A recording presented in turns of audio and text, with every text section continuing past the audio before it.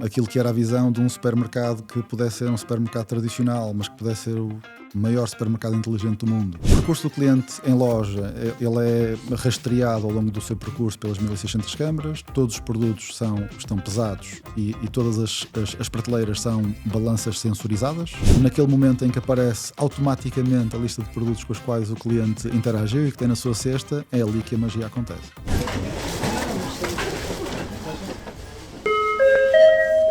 Loja inteligente chamada A Caixa Central. Olá, sejam bem-vindos à Caixa Central, o podcast da MC Digital, onde exploramos o lado humano da tecnologia, cultura, inovação e as histórias que fazem a diferença no mundo do retalho. Eu sou Rafael Pires. Neste episódio vamos viajar até Leiria para trazer um projeto que deu e ainda dá que falar dentro e fora do país. Estamos a falar da maior loja inteligente do mundo. Sim, é portuguesa e é o Continente Bom Dia, em Leiria, São Romão. Abriu em 2025 e combina a experiência de uma loja tradicional com tecnologia de última geração desenvolvida em parceria com a startup portuguesa Sensei. Nesta loja, o checkout faz-se praticamente sozinho, escolhemos os produtos, colocamos no carrinho e no final só temos mesmo de pagar. Para descobrir como tudo funciona, chamamos à Caixa Central João Riqueza, Technical Stream Lead for In-Store, que acompanhou toda a implementação técnica desta loja. João, muito bem-vindo. Obrigado. Vamos então, antes de irmos à loja, não literalmente, que não estamos propriamente perto dela, queremos conhecer-te. E vamos começar pelo... Quem é que é o João? Por onde é que chegaste à MC Digital? Que caminho é que tens feito entre a MC Digital? Muito bem. Portanto, João Riqueza, atualmente Technical Stream Lead de In-Store e, portanto, há 15 anos começou o meu caminho na MC. Em boa verdade, juntei-me, ainda éramos Easy, não éramos MC Digital. Fui o primeiro arquiteto. Isso, e pelo meio fomos Bit. Fui o primeiro arquiteto de IT da MC e depois fui fazendo o meu percurso na MC através de programas ou projetos de transformação digital, por tudo aquilo que era o meu background. E mais recentemente, portanto, desde 2019, desafiado para liderar aqui tecnicamente a equipa que trabalha projetos de loja.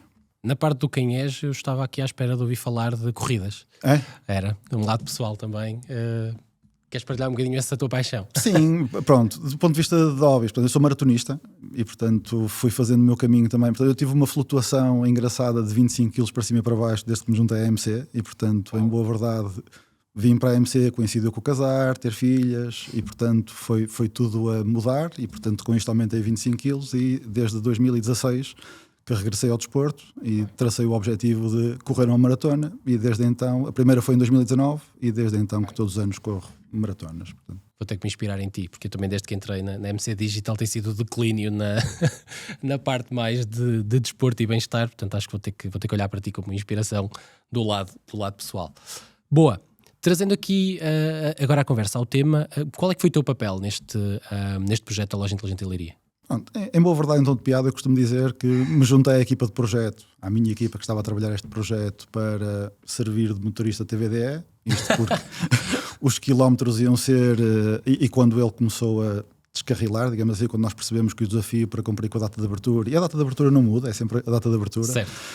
Quando percebi que ia envolver ali uma força de trabalho mais focada e mais dedicada e mais intensiva, mas em boa verdade também tinha percebido que esta equipa no terreno ia precisar de uma tomada de decisão ágil face aos contratempos que estávamos a encontrar. E, portanto, aí faria sentido eu estar naquilo que é a minha autonomia e na minha responsabilidade e, por outro lado, com todos os canais de comunicação que tinha com a estrutura de gestão da empresa para facilitar esta tomada de decisão. E também para manter visibilidade sobre o risco e a mitigação de risco de cumprirmos ou não, ou até que ponto é que iríamos conseguir cumprir com o objetivo na data de abertura. E, portanto, foi sempre este o meu papel, digamos assim, nesta equipa. Para contextualizar, portanto, nós temos a equipa na Maia, não é? Esta loja em Leiria, ainda há aqui alguma distância, portanto foi para haver ali mais alguém a conduzir o carro, não é? Nós contabilizamos 12 mil quilómetros feitos, está, de 3 pessoas em média, no carro. Isso. Okay.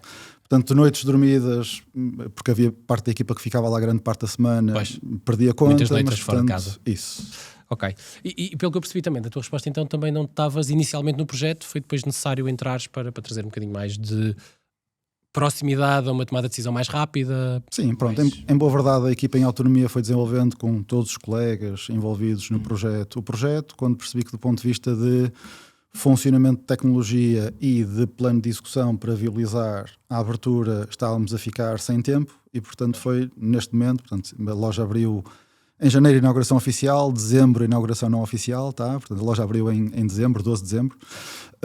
Em boa verdade, em setembro, final de setembro, início de outubro, quando percebemos que o plano estava a ficar curto, foi quando eu me juntei à equipa, precisamente neste papel de vou contribuir, vou desbloquear, vou manter a visibilidade sobre o que está a acontecer e vamos tomando decisões diariamente. E este modelo foi riquíssimo, porque nós, em boa verdade, a equipa que lá estava para viabilizar este projeto fazia sprints diárias.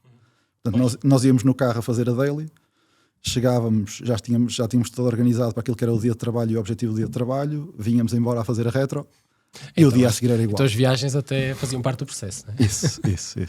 Boa, ok. Vamos então perceber aqui um bocadinho melhor a origem deste projeto e nós tivemos experiências anteriores, não é? E é aqui que eu queria explorar de onde é que surge a ambição desta loja, ainda por cima a ambição de ser a maior loja do mundo, não é? Já se encontravam algumas outras lojas um bocadinho em particular nos Estados Unidos, mas também já na Europa com alguns casos, mas nada com esta dimensão e sabemos porquê.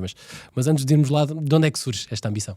Pronto, em boa verdade, ela tem o principal objetivo desta ambição, tem por base aquilo que é a nossa visão e a nossa ambição de entregar ao nosso cliente a melhor experiência de compra possível, eliminando, na medida do possível, todos os pontos de fricção da jornada.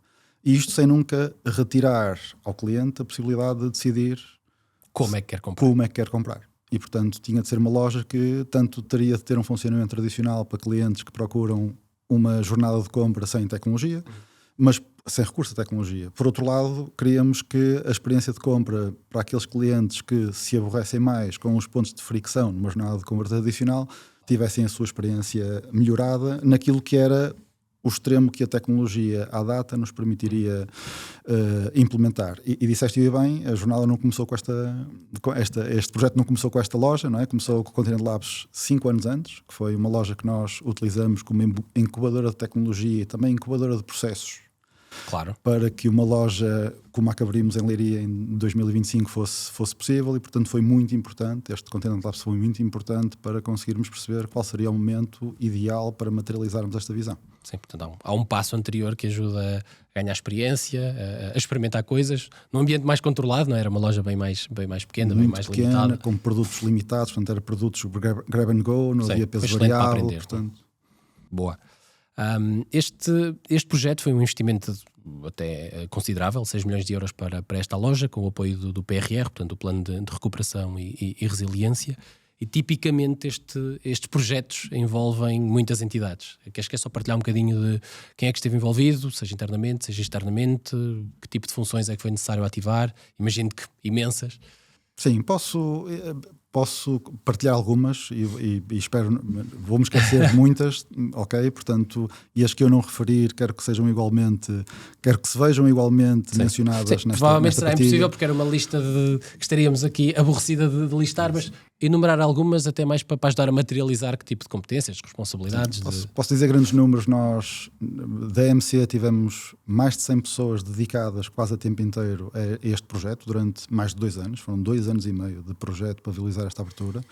Portanto, tivemos de trabalhar de forma distinta temas de engenharia civil, porque esta loja tinha, para a experiência do cliente que nós ambicionávamos ter, também tivemos de trabalhar pré-condições de engenharia civil para que a experiência fosse melhorada. Por exemplo, o pé direito da loja, por causa das câmaras, o araniço que temos na loja como suporte das câmaras. Portanto, foram temas que a própria loja teve de ser selecionada como uma loja que permitisse trabalhar à altura e estas variáveis. Condições de ser possível mexer neste... É isso. Porque muda na estrutura. Não? Uma planta normal de uma loja normal não seria compatível pela tecnologia que é preciso acrescentar.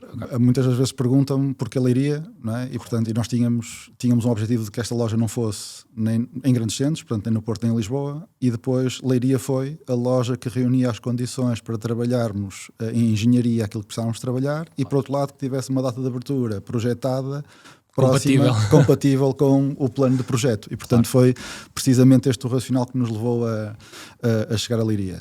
Portanto, tivemos equipas internamente, DEC, DCL, Direção de Desenvolvimento de Operações, a própria equipa de operações dos Continentes Bons Dias, que foi fundamental, porque testar uma loja destas é testar com pessoas. Nós testamos com datasets sintéticos, tudo bem, tá? Mas depois de testar na prática o funcionamento, a assertividade e a escalabilidade de uma loja destas é com pessoas em loja. E externamente tivemos 5 ou 6 dezenas de colegas parceiros, onde se insere NCR como fabricante do nosso software e hardware de self-checkout, Expand IT, nós, porque esta loja tem uma arquitetura de telecomunicações diferente de qualquer outra loja, ITAB, porque esta loja tem gates de saída de cliente também diferentes das nossas lojas tradicionais, digamos assim, e portanto tivemos aqui mais 7, 10 marcas a trabalhar connosco também neste projeto de inovação.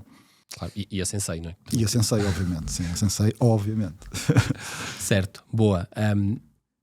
Em particular, e agora puxando aqui para aquilo que foi a responsabilidade da MC Digital, o que é que foi o nosso papel? O que é que foi fundamental que nós assegurássemos?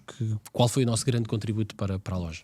Bom, tivemos dois grandes contributos, na minha visão, não é? Que é, por um lado, nós partilhando este sonho, aquilo que era a visão de um supermercado que pudesse ser um supermercado tradicional, mas que pudesse ser o maior supermercado inteligente do mundo. Nós tivemos de trazer a base da realidade nesta visão e tivemos de construir até que ponto é que conseguiríamos atingir com esta ambição, montando os processos e desenvolvendo tecnologias auxiliares à da Sensei para conseguirmos nos aproximar o mais possível da nossa ambição. Por outro lado, fomos a força motriz, a cola, não é? A cola de todas as equipas que trabalharam, desde a concepção à implementação, desde a obra civil à implementação dos sistemas digitais que esta loja contém. Portanto, fomos a força motriz que combinou tudo isto num plano que viabilizasse o abrimos em 2025 ou abrimos em 2024 com sucesso. Sim, e às vezes até como tu dizias ali, a trazer um bocadinho de realidade à visão de se calhar temos que fazer algumas concessões se queremos efetivamente conseguir. Isso foi... Nós implementamos no fim uma configuração de tecnologia e uma configuração de processos diferentes daquela que tínhamos idealizado. Claro, portanto, duvido. Isto foi muito o papel que nós, o contributo que nós conseguimos dar na execução deste até porque projeto. De certeza que encontramos muitos imprevistos, vamos explorá-los já mais daqui a pouco. Mas queria antes explorar aqui um ângulo diferente, que é, nós falamos muito de loja inteligente, mas o que é isto de uma loja inteligente? Mas vamos explorar aqui um bocadinho a experiência do cliente. E depois falamos um bocadinho mais da tecnologia que suporta isto, não é? Para quem entra pela primeira vez, a experiência até parece normal, não é? Uma pessoa olha para a loja, à primeira vista parece uma loja normal, depois reparamos que há ali uma série de coisas extra que as outras lojas não têm, mas até chegarmos à caixa, temos uma experiência mais ou menos normal, pegamos nos artigos, vai para o carrinho, e depois chegamos à caixa. Podes explicar de forma mais ou menos simples como é que funciona esta experiência mais smart e que dá o nome inteligente à loja do ponto de vista do cliente, só para ficar claro e não ficarmos só com este termo genérico de loja inteligente? Sim, antes do ponto de vista de experiência é importante referir que nesta loja não há aplicações, não há QR codes, portanto nós dirigimos-nos à entrada, entramos normalmente e a partir daqui nós temos 2 jornadas à nossa disposição, não é? E ao longo da jornada em loja nós vamos percebendo alguns pontos que o cliente tem de cuidar se quiser ter no final a experiência smart mais fluida de sempre no Smart Checkout. O cliente, quando interage o cliente é rastreado, o seu percurso é rastreado por toda a loja através das 1600 câmaras que existem. Já estás a entrar na tecnologia? Primeiro estava-me a focar na experiência do cliente, mas podes fazer um misto das duas. E depois vou à experiência do cliente, não é? Portanto, o percurso do cliente em loja, ele é rastreado ao longo do seu percurso pelas 1600 câmaras, todos os produtos estão pesados e todas as prateleiras são balanças sensorizadas e, portanto, o cliente, quando interage com um produto, gera 2 momentos ou 2 eventos para a experiência Smart. Já era a interação a união do cliente na sua interação com o produto, portanto há um match que é feito naquele momento. Por outro lado, a variação de peso na prateleira faz com que a quantidade com a qual o cliente interagiu seja determinada. Portanto, o cliente na sua jornada de compra, nada disto é relevante, muito provavelmente nem se apercebe das câmaras, porque nós tivemos cuidado com o pé direito e onde as colocamos, tivemos cuidado com a forma como as seguramos no teto para que fosse uma forma muito similar a qualquer outra loja com iluminação, como as nossas. As próprias prateleiras sensorizadas são prateleiras que, a não ser que algum engenheiro ou algum técnico vá lá nos cantinhos ver, não se apercebe que são balanças. Portanto, nós tivemos o cuidado de esconder o mais possível toda a tecnologia para que esta fosse efetivamente... O look and feel é o mais próximo de uma loja normal, não é? Isso. O cliente basicamente entra sem recurso a aplicações e QR codes, interage com os produtos e põe na sua cesta. Há algumas secções onde tem interação com algumas soluções digitais que não existem noutras lojas, okay? Nomeadamente em artigos de peso variável, pré-etiquetados e pré-embalados, que ele digitaliza as unidades que pegou num tablet, isto porque são pré-etiquetados e pré-embalados, e todos têm peso diferente e, portanto, preço diferente, e queremos garantir que o cliente não paga nem mais nem menos do que aquilo que são os produtos que leva. Faz sentido, não é? E, portanto, tirando este pormenor, tudo o resto é uma experiência como em qualquer outro continente bom dia. O cliente entra, pega no seu cesto, no seu carrinho, interage com o produto, dirige-se ao Smart Checkout, ou melhor, quando se dirige à zona dos checkouts, ele tem uma de duas decisões para tomar. E, portanto... E aí que a experiência diverge mais um bocadinho. Que a experiência diverge. Eu posso ir para um POS tradicional assistido por um colega, com tapete, um POS manual, que nós temos em todas as nossas lojas, e portanto ele tem uma interação social, tem um momento social inclusive com o colaborador, e o colaborador, o nosso colega de loja, tem de voltar a digitalizar todos os artigos que vêm na cesta do cliente. Portanto, é uma experiência normal. E portanto, para o cliente eu entrei, paguei, fui à caixa, digitalizamos os produtos, paguei e saí. Ou eu nada quero, novo aí, não? Nada de novo. Ou eu quero uma experiência smart. E, portanto, se o cliente decide que querer uma experiência smart, vai à ilha de self-checkout, e é aqui que a magia acontece, não é? Que é o cliente dirige-se a um self-checkout livre, diz iniciar a minha compra, e a partir daqui o sistema identifica o número de pessoas que pertencem àquela jornada de compra, porque eu posso ir com a minha família e todos contribuímos para um cesto. E se todos queremos sair em conjunto, portanto, o número de pessoas é identificado para juntar, digamos assim, todos os produtos que dizem respeito àquele grupo, não é? E a partir desse momento ele confirma, e a lista de compras aparece-lhe para ele confirmar, escolher o meio de pagamento, pagar e sair automaticamente, com a abertura automática da gate da loja. Portanto, é aqui que há o momento uau da experiência, porque os self-checkouts são self-checkouts. No topo do bolo, guardaram melhor para o fim. Os self-checkouts são aparentemente um self-checkout que existe em qualquer outra loja, não é? Portanto, e naquele momento em que aparece automaticamente a lista de produtos com os quais o cliente interagiu e que tem na sua cesta, é ali que a magia acontece, não é? Sim, já vi alguns vídeos nas redes sociais de pessoas que vão lá e não estavam a contar, e depois têm essa experiência. Já vi pessoas chamar-lhe bruxaria. Chegam lá e que aquilo parece bruxaria. Já explicaste aí um bocadinho como é que a tecnologia funciona. Daqui a pouco se calhar exploramos um bocadinho mais em detalhe, mas ainda antes direi que ainda no foco da experiência, porque apesar de ser um caminho de simplificação, não deixa de ser uma experiência diferente, e que exige sempre aqui algum cuidado especial com a forma como o cliente percebe ou interpreta estas alterações. Então eu queria explorar um bocadinho que cuidados é que tivemos, seja na comunicação com o cliente, na sinalética da loja, seja as interfaces do próprio self-checkout, às vezes até gerir a desconfiança dos clientes quando as coisas são diferentes. Que cuidados em particular é que tivemos na gestão da expectativa e da reação do cliente a esta experiência que, apesar de ser simples e em teoria melhor, é diferente, e há naturalmente ali algum, se calhar, ceticismo ou resistência? Que caminho é que fizemos aí? Pronto, nós quisemos que o cliente, como já referi, que o cliente não conseguisse perceber, ou conseguisse perceber o mínimo possível a tecnologia que estaria por detrás desta experiência, e que o cliente não tivesse de cuidar, não tivesse de ter nenhuma preocupação adicional àquela que tem normalmente num continente bom dia na sua jornada de compra.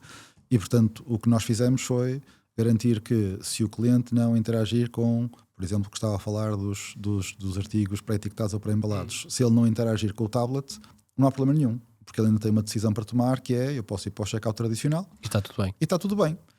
Mas se, entretanto, decidir que afinal quer ir para um Smart Checkout, também tem de estar tudo bem. E o que nós fizemos conseguir corrigir, não é? Nós triangulamos e damos a possibilidade ao cliente de corrigir aquilo que foi, ou de recuperar e resolver aquilo que foi o ponto de interação que ele não cumpriu sem ter que voltar lá sem ter de voltar lá. E portanto, pegando num exemplo muito simples, que é peguei numa cuvete de carne e não passei no tablet, quando chegar ao self-checkout, o self-checkout vai-me dizer, o smart checkout vai-me dizer, pegou numa cuvete de carne bovina, por favor digitaliza aqui.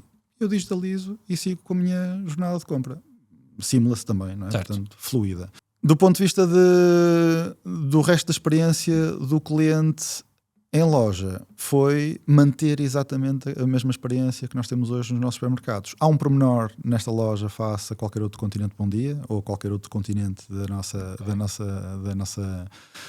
rede de lojas, que é, e naturalmente por uma limitação do sistema de visão técnica, não é? Que é a sinalética promocional, preço e promoção que nós temos nas nossas lojas, que tipicamente estão penduradas a partir do teto. Portanto, nesta loja impediriam o sistema de visão de fazer o reconhecimento de produto ou o rastreio do cliente e, portanto, não existe. Isto é, pelo menos para mim pessoalmente, agrada-me chegar àquela loja e não ter... É uma loja mais clean, não é? É uma loja muito mais clean. Eu notei isso quando fui lá a primeira vez. É uma loja mais tranquila e quase que diria mais relaxante, de certa forma, porque a poluição visual é menor, não é? Há muito menos intensidade na comunicação suspensa, vou-lhe chamar assim, e acaba até por ser uma boa experiência, uma aprendizagem para nós. E deixa-me só terminar com... E pronto. E depois, no decorrer da loja, naquilo que são os pontos relevantes para quem quer ter, para o cliente que quer ter a melhor jornada de smart, fluida, na frente de caixa, nós, nos principais pontos de interação que o cliente deve cuidar para que seja só confirmar a lista de produtos, escolher o meio de pagamento, pagar e sair, nós temos em toda a loja, nesses pontos, nesses momentos, temos autocolantes, portanto sinalética, que direciona o cliente para aquilo que são os pontos de confirmação que a tecnologia precisa para depois, no final, poder sair de forma fluida, não é? Por exemplo, no talho, que é tudo pré-etiquetado e pré-embalado, o cliente tem de passar no tablet, depois no Smart Checkout não quiser confirmar, não quiser ter de confirmar cada uma das cuvetes em que pagou, não é? E portanto nós temos, quer no frigorífico do talho, as instruções, o próprio tablet, as instruções... O mais simples possível, mas... Mesmo na zona de checkout, portanto nós temos também a comunicação de, se quer uma experiência smart de compra, por favor posicione-se aqui e dirija-se a um self-checkout. Pronto, para que o cliente, sem o influenciar, sem querer direcionar, para que o cliente saiba que tenha claridade sobre quais são os pontos fundamentais para depois no final poder ter a melhor experiência. Queria finalizar este nosso primeiro bloco sobre a experiência de cliente, precisamente sobre estas diferenças. Não é? Não sei se já tocaste em quase todas, não é? Resumindo, temos uma escolha de saída da loja entre smart e normal, temos as nuances na peixaria, no fundo produtos de peso variável, ter que haver ali um scan, algures, para associar à minha jornada aquele produto, porque não podemos... Desculpa interromper, peixaria é um bom tema, tá? Que a peixaria é onde a associação do artigo à cesta virtual do cliente é feita pelo próprio colaborador. Ok. Ou seja, é diferente do caso do talho. É diferente do cliente. Isto porque no talho não temos atendimento, mas na peixaria sim. Isso. Okay. Portanto, em atendimento é um bom ponto. Ainda bem que o referiste. Na peixaria, portanto, é um balcão de atendimento como qualquer outra... Portanto, não perdemos em serviço, não é? Isso, não perdemos em serviço. O cliente escolhe o produto, o nosso colega de loja amanha o produto, portanto, prepara o produto, pesa o produto, etiqueta o produto e depois vai entregar ao cliente. E o cliente, o único cuidado que deve ter ele tem de ir na lateral do balcão de atendimento receber o produto em mão. Isto até é um serviço, zona, não é? Até porque nós queríamos privilegiar este serviço de entregarmos em mão, há uma zona, e a partir desse momento o colaborador, o nosso colega de loja, digitaliza a etiqueta do peixe amanhado no tablet, que está por dentro do balcão, e o cliente pega e leva. Não é? No caso do talho é que já tem que ser o cliente, porque não há atendimento. Isso. Ok. Imagino que seja semelhante com fruta, legumes e... Fruta e legumes é diferente, mas é semelhante a qualquer continente onde nós tenhamos balanças de livre serviço, que é o cliente pega na fruta que pretende levar, pesa numa balança normalíssima, tira a etiqueta, cola, mas aquela etiqueta não vai ser necessária. Não é preciso fazer o scan, no modelo Smart, na jornada Smart. Porquê? Porque no momento em que o cliente pesou, nós associamos aquele peso e aquele preço à sua cesta virtual. Então aí até é mais seamless do que o talho. Isso mesmo. é um excelente exemplo de o que nós quisemos garantir naquilo que é o melhor da experiência tradicional de compra de um cliente, quisemos também garantir nesta. E, portanto, temos uma balança livre-serviço, o cliente pesa como pesa em qualquer outra loja que tenha a balança livre-serviço, e quando chegar ao Smart Checkout, está lá o peso, o preço certinho que ele pesou naquela balança. Espetacular. Boa. Acho que a experiência está entendido, já percebemos os fluxos, o que é igual, o que é ligeiramente diferente. Acho que podemos agora sim avançar para a tecnologia que suporta esta experiência. Eu tenho aqui alguns números que eu diria que impressionam. Portanto, falamos de uma loja ou com cerca de 1.200 metros quadrados, não sei se é exatamente isto, mas é este o valor de referência. 1.217. 1.217, portanto, mais de 1.200, estava correto. São mais de 2.000 prateleiras sensorizadas com balanças. São mais de 1.600 câmaras. Este é o valor que me impressiona mais. Mas o seguinte também eu penso que é insano mesmo. 150 km de cabo de rede. É impressionante. E depois inteligência artificial, como a visão por computador, que no fundo depois alimenta o carrinho virtual em tempo real. Ora bem, dito isto, como é que foi o desafio de integrar numa loja que é para estar aberta ao público, com clientes reais e onde queremos que a tecnologia não se sobreponha à experiência? Como é que foi o desafio de colar isto tudo? Tivemos, para além daquilo que foram os pormenores visuais e de jornada de cliente que nós quisemos assegurar, escondendo a tecnologia o máximo possível, nós também quisemos trazer naquilo que é comum, naquilo que são os ativos digitais em loja ou pontos de experiência de cliente em loja que a tecnologia não vinha mudar, nós quisemos manter. Por exemplo, a experiência do Smart Checkout é uma experiência muito alinhada com aquilo que são os fluxos e a experiência de cliente num checkout tradicional. E, portanto, a única coisa que acontece de forma diferente é eu confirmo o número de pessoas que pertencem ao meu grupo e, a partir daquele momento, a forma como apresenta a lista de artigos, a forma como eu evoluo para a escolha dos meios de pagamento, tudo o resto é relativamente similar àquilo que nós temos hoje numa loja que não seja na interface smart. Isso. Okay. E, portanto, o cliente não vai encontrar uma interface diferente. Não é? E, portanto, este foi um desafio, que é combinarmos uma geração completamente distinta de tecnologia numa loja, na maior loja inteligente do mundo, com aquilo que é a experiência que o cliente pode encontrar tipicamente numa loja menos evoluída, isso, tecnologicamente. Depois, um tema de escala. E de escala naquilo que são, e só para termos ideia de alguns números em pico, não é? E nós encontramos isto em fase de teste e foi um desafio. Portanto, eu vou partilhar. O grande desafio foi a 10 dias a 10 dias da abertura oficial da loja, percebemos que nós não conseguimos lidar com clientes em pico nesta loja. E, portanto, não conseguimos lidar. Estamos a falar de número de clientes ao mesmo tempo dentro da loja. Okay. E, portanto, nós tínhamos de estar preparados para 300 clientes em simultâneo serem rastreados ao longo da loja, com cada um tendo dezenas ou centenas de interações com produtos, isto tudo em simultâneo, para que depois, quando qualquer um deles fosse um Smart Checkout, em tempo real tivesse a sua cesta, o seu carrinho virtual construído. E, portanto, percebemos que escala foi efetivamente um grande desafio. Só se descobriu no fim, porque foi quando estava tudo pronto para se testar, para se fazer os típicos testes de carga, não é? Isso. E, portanto, nós tínhamos um modelo de aprendizagem da própria inteligência artificial sobre o reconhecimento de produto e que precisávamos de tempo para o executar e tivemos de dar esse tempo. Depois da obra civil terminar, depois tipicamente tem atrasos, não sei como é que foi aqui o caso, mas... Teve atrasos e, portanto, começamos a comprimir, até porque havia uma fase de Friends and Family que nós queríamos fazer que nunca aconteceu, porque não conseguimos acomodar. Okay. E, portanto, o Friends and Family que nós conseguimos encontrar foi, de quinta para sexta-feira, pedirmos a centenas de colegas para nos ajudarem na loja a testar a loja. Pois, eu ia perguntar como é que foram executados esses testes de carga, porque tipicamente tem... Num ambiente digital é mais fácil, num ambiente físico podíamos simular, mas não é a mesma coisa, não é? Nós percebemos que tínhamos de fazer em paralelo, que é, nós tínhamos definido que íamos fazer primeiro uma avaliação e um afinamento da assertividade. A assertividade é o rigor com que o sistema consegue identificar o produto e a interação com o cliente, e depois queríamos fazer escala, ou seja, acertando e afinando a assertividade, eu queria depois ver se em escala esta se mantia e perceber também o limite da infraestrutura tecnológica que estava nesta loja para suportar a operação que se esperaria. Decidimos paralisar, porque não tínhamos tempo.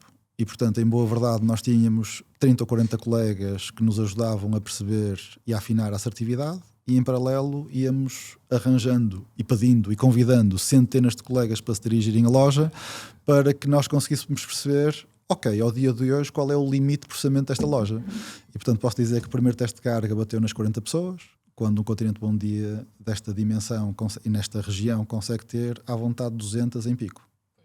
E portanto batemos nas 40 pessoas e portanto saímos em paralelo a trabalhar otimização de tecnologia, de infraestrutura, otimização de código. Portanto, saímos em paralelo a testar, a afinar quer a assertividade, quer aquilo que era a combinação de software e hardware para suportar a escala que... E foi efetivamente um desafio, mas foi giríssimo. Em contra-relógio, não é? Porque... E aqui tenho de dar, tenho mesmo de estender, tenho mesmo de dar um agradecimento à equipa de operações do Continente Bom Dia. Porque a quantidade de pedidos impensáveis e inacreditáveis que eu fiz e que eles cumpriram foi surreal. Tanto de quintas-feiras para sextas-feiras pedir 300 colegas e eles não conseguiam 300 colegas, mas conseguiam 270, é uma coisa inacreditável. Capacidade as viagens enorme de mobilização, claro. As viagens que eu e outros colegas da MC Digital fizemos do edifício na Maia para Leiria com colegas da MC Digital para colmatar os que faltavam dos para ajudar colegas. A contribuir para os... Portanto, foi inacreditável. Mas isto fez-se por causa da coesão que esta equipa, da união que esta equipa tinha e do compromisso que a equipa tinha em viabilizar aquela data objetivo. E portanto todos os pedidos, por muito impensáveis ou impossíveis que pudessem parecer, todos eles foram cumpridos. Estava tudo alinhado no cumprimento da meta. Boa.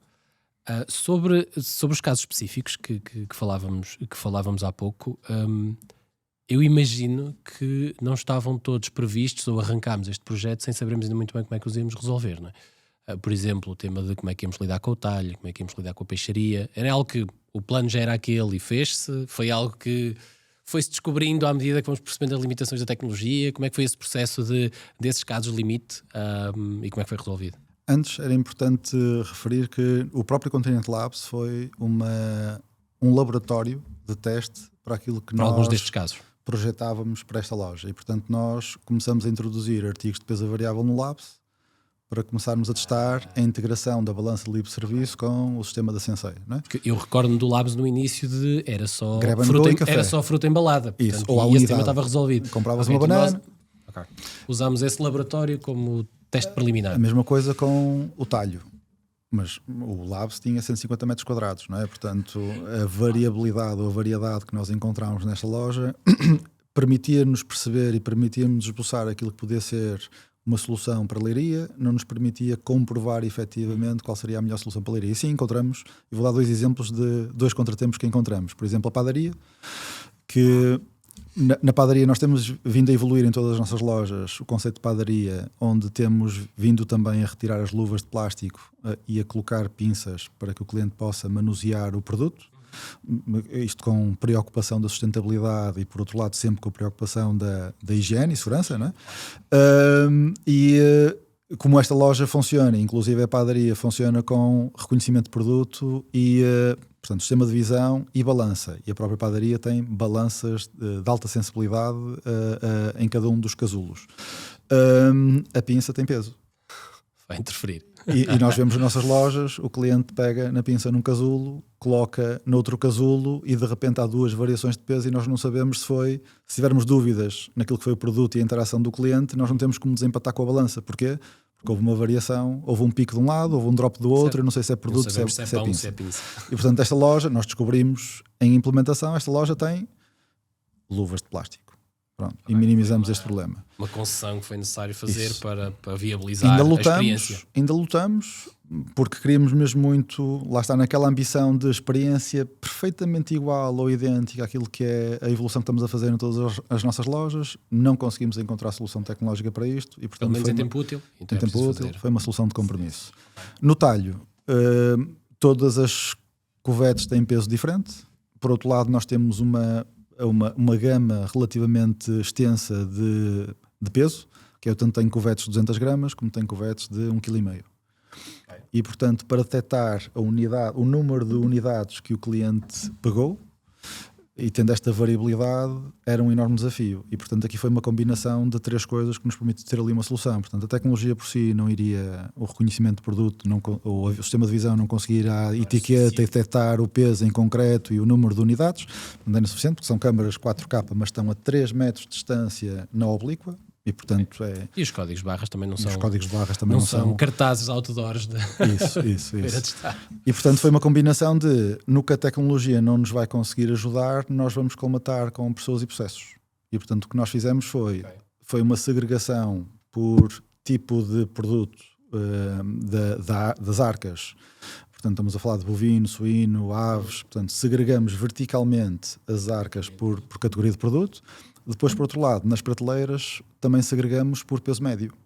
E, portanto, criamos um conceito de reolograma tipo, que é, em vez de reologramar aquele produto em concreto com aquele peso, porque é impossível naquela secção, eu reologramo o produto daquela categoria naquela prateleira com um peso médio de X. E isto já me permitiu determinar com o sistema de balança, quando o sistema de divisão se baralha, permite-me determinar com rigor a quantidade de covetes com o qual o cliente interagiu. Isto parece que não, mas esta combinação e esta evolução fez com que nesta secção tivéssemos uma evolução de 70% de assertividade no reconhecimento de produto para mais de 90%. 95%. Ok, boa. Há muitos desafios, muitos imprevistos também e que foram resolvidos em tempo real com a... O detalhe foi...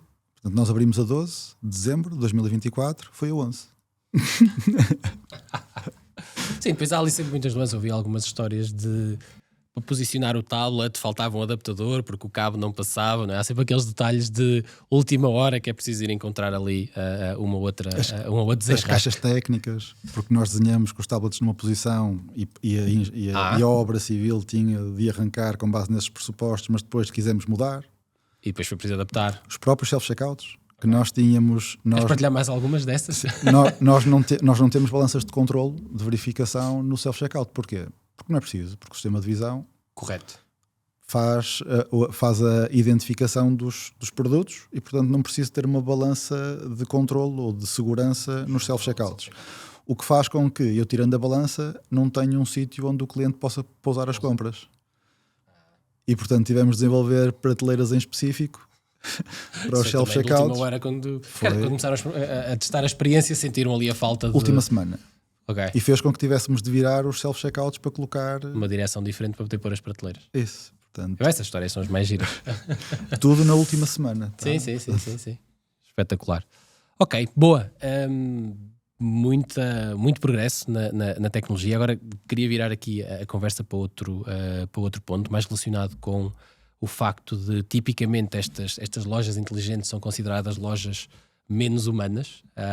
Não sei se é a tua leitura, qual é a leitura que tu fazes desta loja em relação ao contacto, em relação até se tem medo que estas lojas façam com que as pessoas deixamos de ter pessoas na loja, vamos despedir toda a gente, não temos pessoas na nossa loja. Qual é a tua leitura sobre este ângulo e estas lojas e o que é que efetivamente aconteceu aqui? Nós continuamos a ter o checkout tradicional, não é? E portanto isto para as pessoas como, por exemplo, a minha mãe, que procura, o momento dela ir ao supermercado é um momento de socializar. Portanto, viúva, vive sozinha e portanto é aquele momento de ela fica muito facilmente no checkout a conversar com a nossa colega porque... Esse contacto é importante para ela. Porque conhece-a desde sempre e porque diariamente se dirige para fazer as compras do dia e procura também aquele momento. E esta loja mantém isto. Não é? E mantém precisamente porque nós quisemos manter estes princípios também e esta opção para os nossos clientes nas nossas lojas. Por outro lado, há um acompanhamento muito mais próximo do cliente naquilo que são os pontos-chave de funcionamento da tecnologia no decorrer da sua jornada. E, portanto, para que isto seja possível, tivemos de ter mais colegas em loja, não é? E, portanto, esta é uma loja que abriu com 28 colegas em termos de staff, mas que se fosse um Continente Bom Dia da mesma dimensão, mas que não fosse Smart, teria aberto com 22. Então, na verdade, é o oposto. E, portanto, naquele mito que as pessoas nos foram dizendo na abertura e que a imprensa foi comunicando de que isto são lojas que vão fazer com que os postos de emprego sejam desafiados, esta loja é uma prova de que não é verdade, porque nós queremos continuar a servir cada vez melhor o nosso cliente e por isso nós queremos aproveitar a tecnologia para podermos efetivamente ter este serviço, este acompanhamento do cliente mais individualizado. Por outro lado, é uma loja que, por desafio da tecnologia, tem de estar bem mais organizada do que qualquer outra loja. porque se não estiver organizada dessa forma, a tecnologia não funciona tão bem, portanto erra mais. E portanto, até neste serviço ao cliente de ele saber que vai se dirigir a prateleira, não vai ver prateleiras vazias, vai ver sempre prateleiras com produto. Produto no sítio certo. Produto no sítio certo, exatamente, porque o relograma é muito importante, não é? Portanto, isto tudo é serviço ao cliente e é a melhor forma de servir o cliente. Mesmo um momento de maior fricção ou de maior desconforto do cliente na sua jornada, que é o momento da compra, não é? Nós temos mais dedicação de colegas no Smart Checkout, para garantir que se a tecnologia falhar em algum ponto, rapidamente é colmatada por um colega, por uma assistência, por um colega que estará lá para ajudar o cliente a resolver, sem que isto seja demasiado empolado no seu estado emocional como experiência Smart. E portanto, a regra geral ou nota geral sobre aquilo que é o apoio, o acompanhamento mais humanizado nesta loja. Eu acho que o cliente encontra maior disponibilidade dos nossos colegas de loja para o servir em caso de dúvida ou em caso de falha da tecnologia. Por outro lado, a loja, por obrigação da tecnologia, é uma loja que tem de estar com o produto no sítio certo.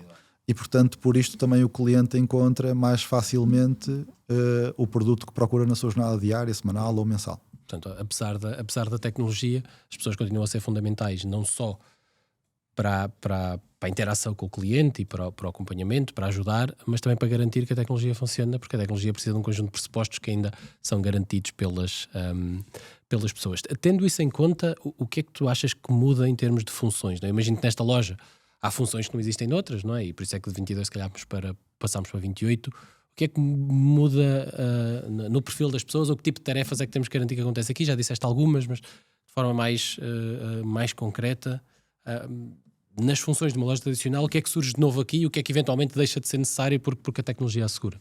Sim, eu acho que não querendo abordar o tema das funções, porque acho que as funções se mantêm da regra geral, os processos mudam. Okay. E há processos novos. Como, por exemplo, a manutenção do relograma. Esta loja funciona por um sistema de visão, de reconhecimento de produto e de interação do cliente com o produto, mas tem um sistema de relograma e balanças que, em caso de dúvida, os sistemas de visão desempatam para se conseguir ter uma assertividade maior. E, portanto, nós nesta loja temos de ter os colegas que fazem reposição a confirmar o relograma. E, portanto, sempre que mudarem um produto de prateleira ou um produto de posição na prateleira, vão ter de, com recurso à tecnologia, fazer essa alteração em tempo real do relograma. E, portanto, isto muda. E, portanto, se tiverem que improvisar, a reorganizar algum tipo de prateleira, vão ter que depois sinalizar isso ao sistema. Isso. E em autonomia, tem uma aplicação móvel nos PDAs de loja, à semelhança do PML em todas as outras lojas, usam esta aplicação para fazer... PML, que é a ferramenta que os nossos colaboradores usam nas lojas. Isso. Por outro lado, por exemplo, um processo de recepções também muda. Porquê? Porque todos os produtos nesta loja têm de ser pesados, têm de ter um peso médio atribuído. E, portanto, quando estamos a falar de produtos de entrada de gama, que estão a chegar à loja pela primeira vez, há um processo de onboarding que tem de ser garantido do produto, que é preciso ter uma imagem e é preciso ter peso. A imagem nós resolvemos automaticamente, com base em todos os ativos digitais que nós temos, é fácil conseguirmos encontrar a imagem que precisamos para carregar no sistema e para ele começar a aprender. Por outro lado, o peso, nós ainda não conseguimos ter uma solução, esperamos ter nos próximos anos, mas ainda não conseguimos ter uma solução que conseguisse determinar o peso médio a considerar para aquele artigo. E, portanto, há um processo na recepção, na retaguarda da loja, de pesar os artigos que são entrada de gama para depois poderem ser postos na frente de loja à venda. Um processo que é feito uma vez para cada novo produto que entra na loja. Ok, boa. Tentando já conduzir aqui se calhar um bocadinho para a reta final e falando aqui de aprendizagens e futuro, né? Sendo isto uma loja piloto, o objetivo é muito aprender, não é? E começava por aí, que se há lições principais que tu destacas desta jornada. Já falámos de coisas concretas que fomos descobrindo ao longo do desenvolvimento, mas assim de forma mais geral, o que é que tiras desta jornada?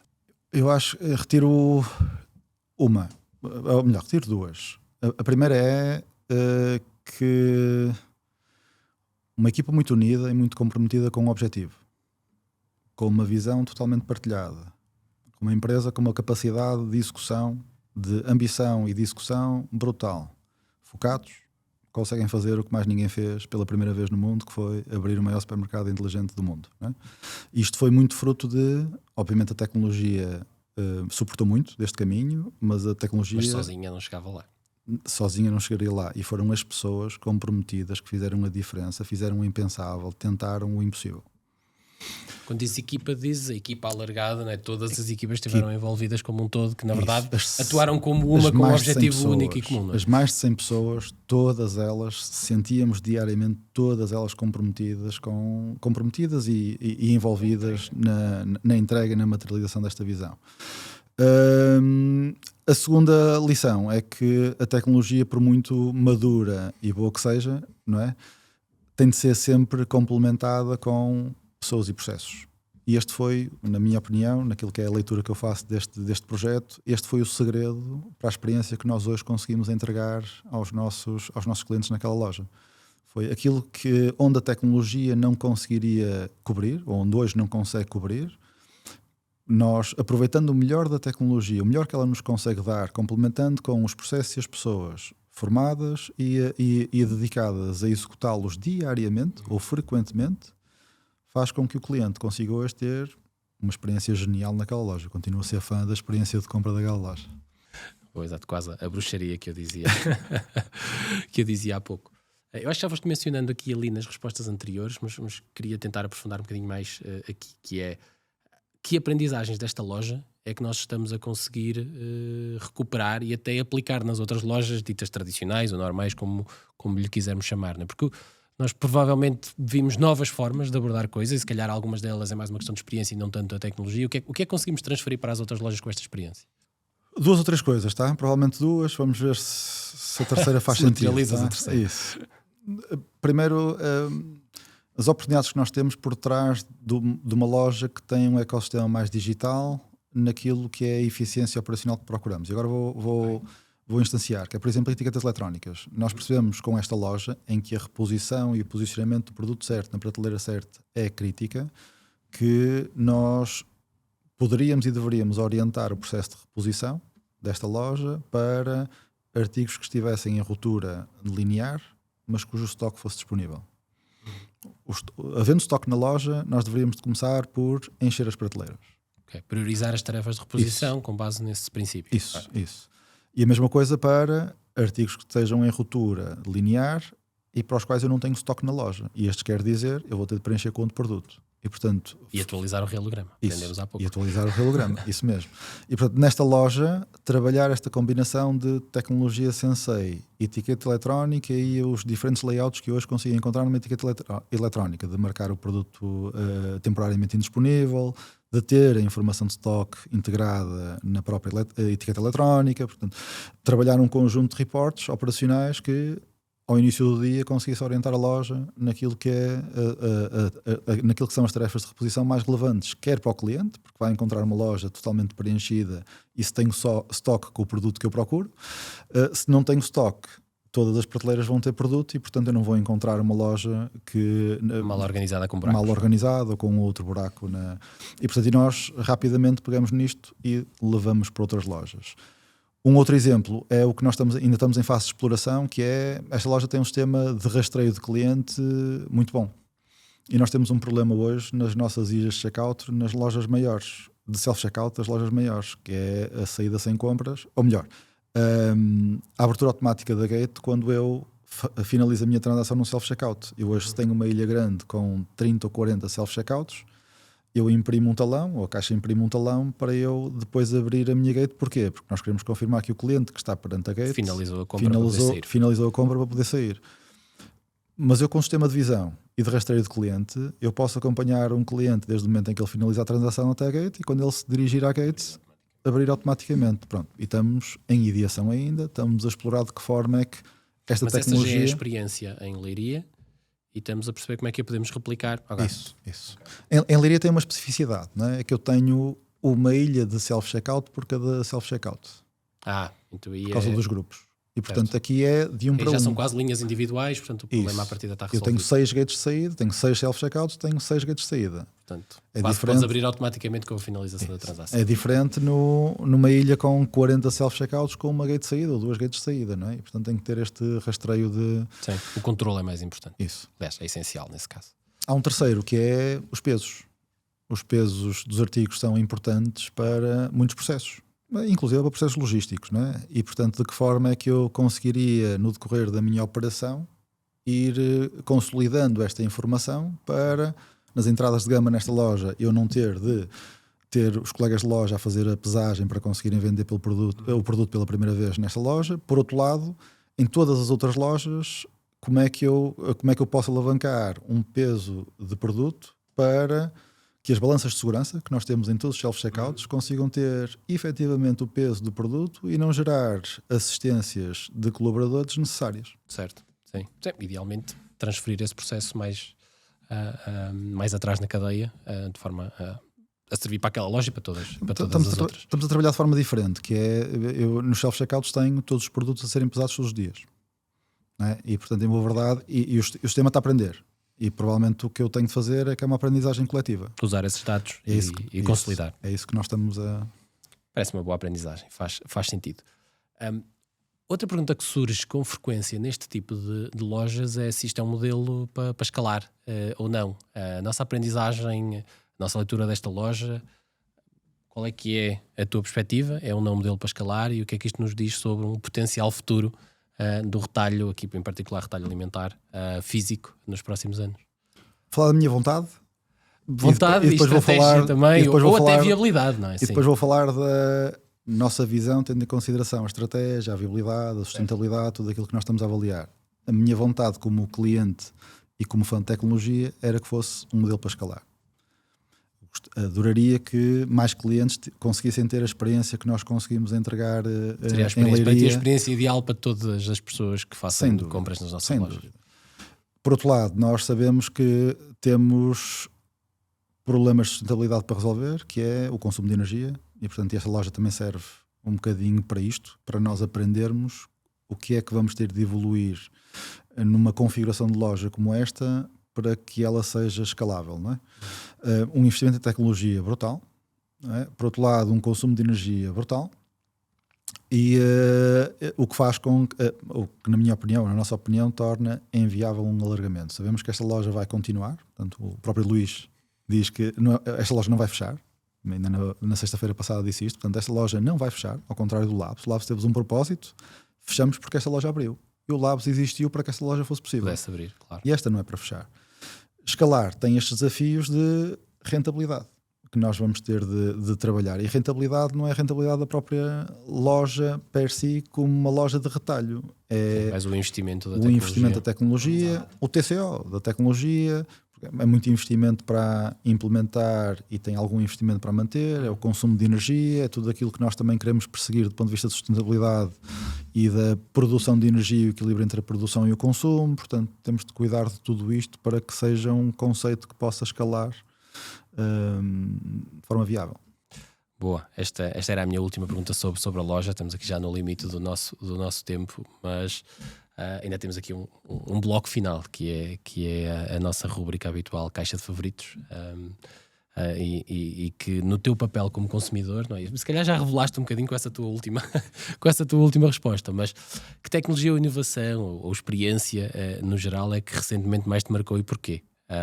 Não sei se vais estar enviesado nesta resposta, mas... Totalmente, mas e sou muito suspeito, não é? Pois.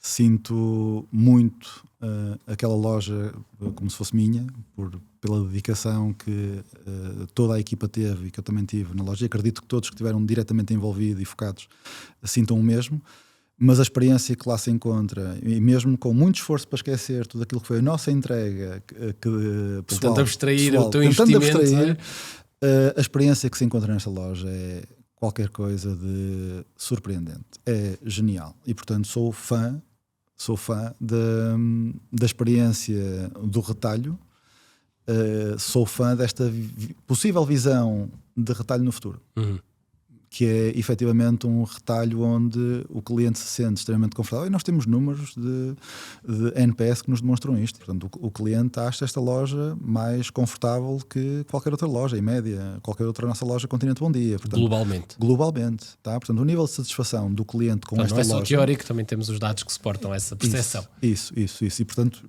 com muito viés e muita suspeição minha, tá? mas está comprovado em números, tá? Por outro lado, e individualmente, estou também maravilhado e super entusiasmado com aquilo que é o impacto ultra positivo que a inteligência artificial está a trazer para a nossa vida. Em dois grandes aspectos, né? Em experiências como esta de leiria, de compra, onde a inteligência artificial tem um papel fundamental, e por outro, e só dando os dois extremos para partilhar o porquê, e por outro, aquilo que é a ajuda que a inteligência artificial hoje nos dá, em muitos use cases, de nos ajudarem a fazer coisas que nós diariamente temos de fazer, mas com o mínimo tempo possível. O que faz com que aquilo que todos nós nos queixamos de que não temos na nossa vida, que é mais tempo, tá? Efetivamente possa ser uma realidade. Um bocadinho e, portanto, mais tempo. E eu sou fã de tecnologia que resolve problemas reais das pessoas, tá? E portanto em leiria vê-se na perspectiva do retalho e da compra, e nos outros use cases a inteligência artificial vê-se em tudo o resto que nos consegue aliviar do ponto de vista de tempo despendido em tarefas rotineiras para podermos despender a executar coisas ou a fazer coisas que nos dão muito gozo. Boa.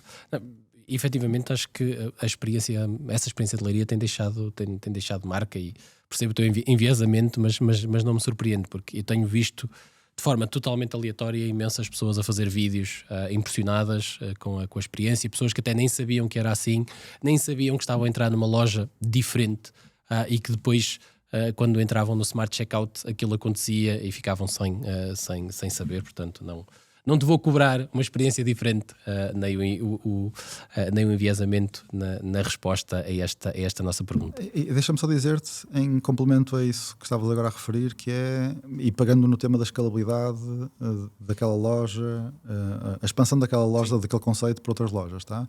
Independentemente de ser economicamente viável hoje, eu sei que nós, com aquela loja, marcamos aquilo que é a visão do mundo do que deve ser o retalho físico alimentar. Sim, eu acho que definimos um milestone, porque havia muitas lojas mais pequenas como o nosso Labs, e tenho visto imensas pessoas a vir de fora conhecer a loja, experimentar a loja, porque eu acho que desbloqueou uma nova dimensão, e eu acho que vai ser uma questão de tempo para a tecnologia não só baixar de custo, mas também aumentar a capacidade para podermos ter lojas maiores. Portanto, vamos ter que ir acompanhar. Eu acho que nós estamos numa posição privilegiada porque estamos preparados, não é? Já passámos pela experiência, já sabemos como é. Portanto, acho que estaremos bem posicionados para quando o tempo chegar, podemos fazer essa escala, mas tu melhor do que ninguém conseguirás fazer essa leitura. Bem, João, ficámos sem tempo. Muito, muito obrigado por partilhares aqui connosco esta história da loja inteligente de leiria. Eu acho que este episódio nos mostrou que este tipo de inovação, apesar de desafiante tecnologicamente, não tem nem deve ser complexa para o cliente, não é? Abstrair isso para o cliente, e muitas das vezes o melhor sinal de sucesso é quando a tecnologia até é mesmo transparente ou não se vê para o cliente e melhora a nossa vida. A quem nos ouve, fiquem atentos às próximas chamadas à Caixa Central, onde continuamos a explorar o futuro do retalho e da tecnologia das pessoas. E não se esqueçam, continuem a acompanhar os conteúdos do nosso blog, link na descrição. Até ao próximo episódio. Até já!